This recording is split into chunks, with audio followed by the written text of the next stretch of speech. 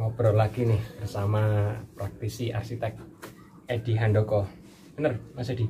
Edihan praktisi ya, main kaya wong ngono-ngono. Kayak pertanyaannya simpel aja Mas Edi.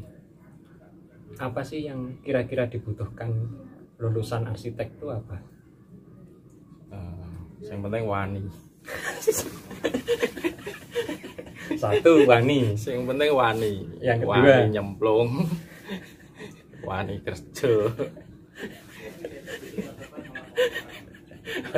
limo ini. Yang kedua apa? Nomor satu wani. Wani ketemu wong. Berarti komunikasi.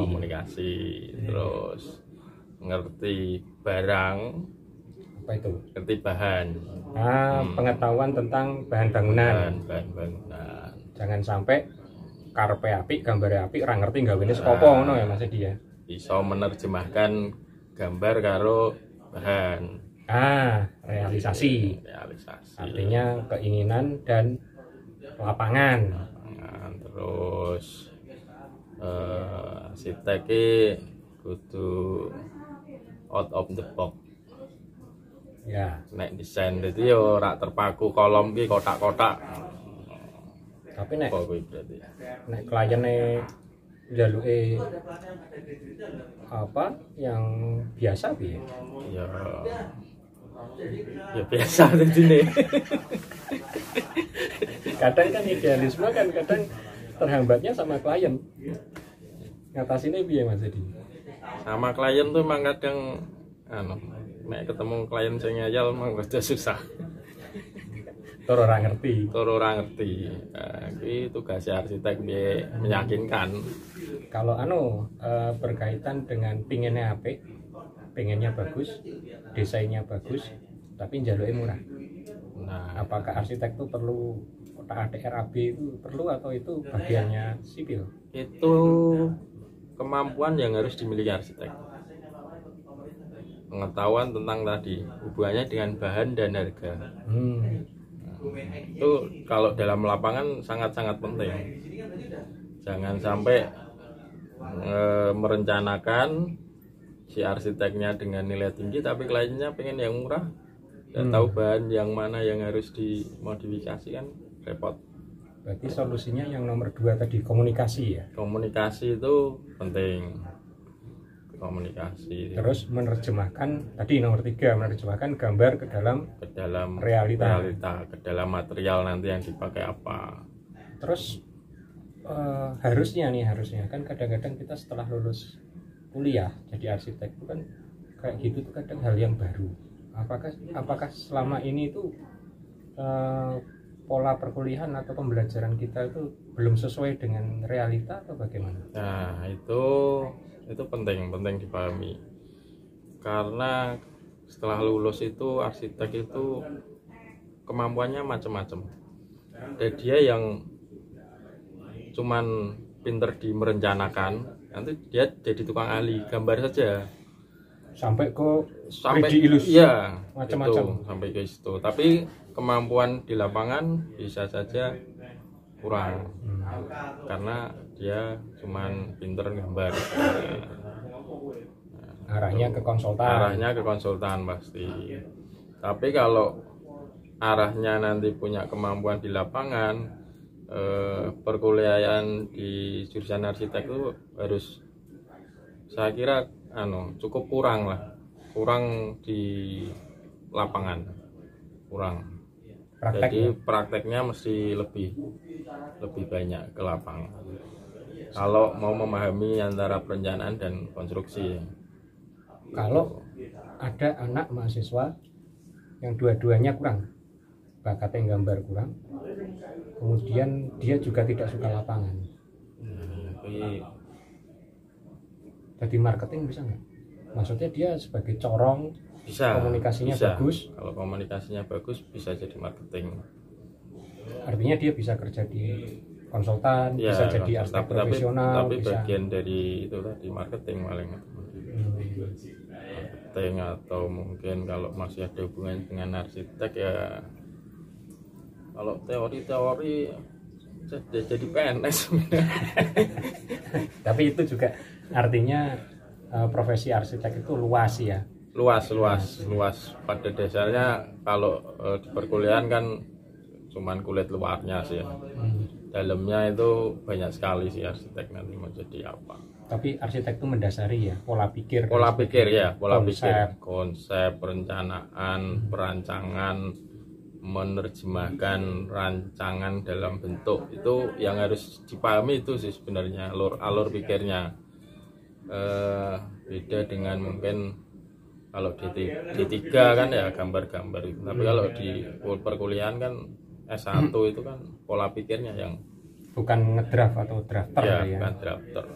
Kalau aku sendiri dulu harus menguasai itu, minimal misalkan ngedraft gambar kerja, tahu dan bisa, pernah desain bisa, menerjemahkan gambar kerjanya bisa, minimal ngerti, terus membuat maketnya misalkan itu paham, menerjemahkan bentuk ini ke dalam 3 dimensi itu bisa, membuat realita lah ya, membuat 3D-nya juga bisa. Artinya kadang-kadang bikin 3D-nya bagus tapi maketnya ora iso dibayangke. Nah itu kadang-kadang juga itu kadang kayak gitu tuh, kalau kita nggak bisa, kadang maket itu sederhana dan tapi gambar itu kan melebihi ekspektasi kadang.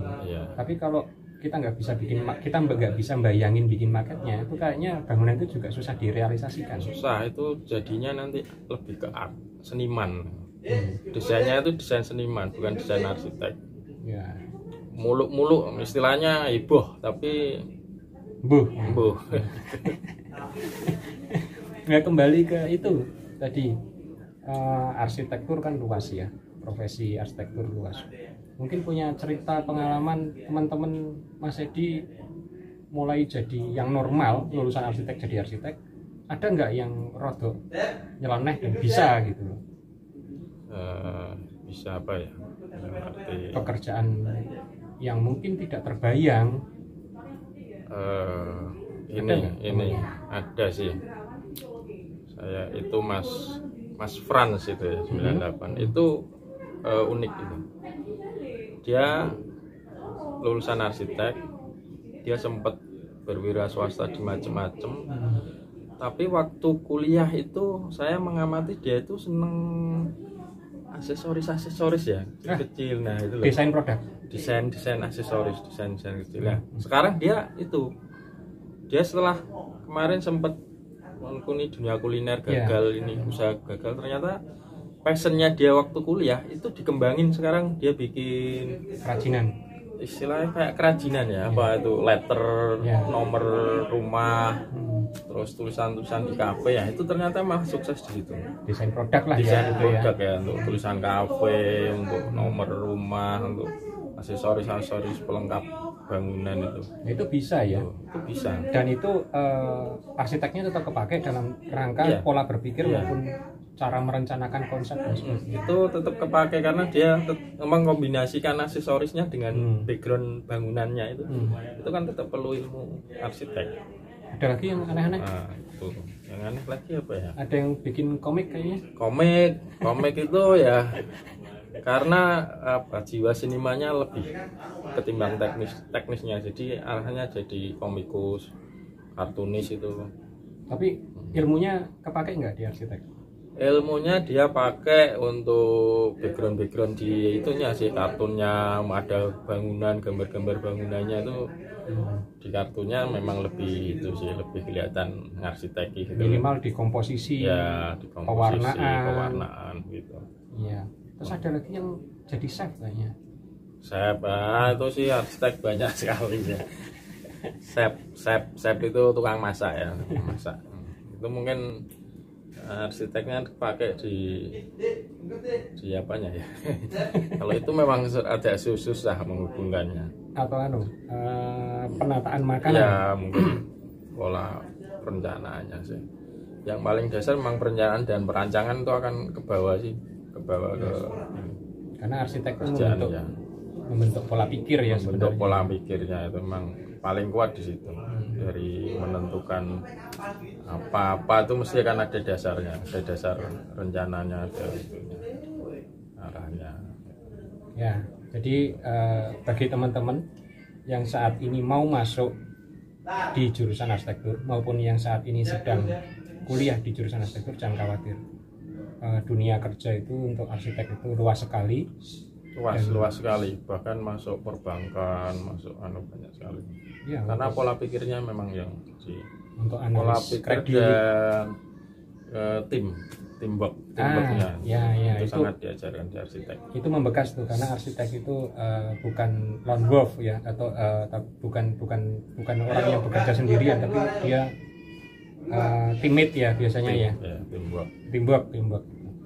Jadi tadi jangan khawatir, dan juga pesan dari Mas Edi saya ulang lagi. Yang pertama, wani iki ya wis jegur gitu ya. Iya, karena orang wani ya wis ora maju-maju. Yang kedua apa Mas? Komunikasi. Yang ketiga pengenalan bahan. Mampu menerjemahkan rencana ke bahan. Yang terpenting mampu menerjemahkan dari perencanaan, dari desain menjadi sebuah realita. Ya, sebuah produk yang dirancang itu harus bisa.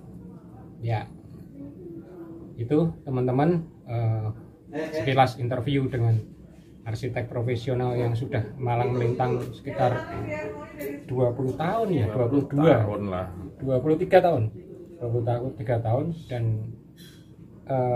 saya kira hari ini cukup bagus Mas Edi, bisa mencerahkan hati-hati yang sedang bergejolak. Ya, terima kasih. Jangan pernah menyesal masuk di kuliah di arsitek. Sip. Terima kasih Mas Edi. Selamat berjuang kawan.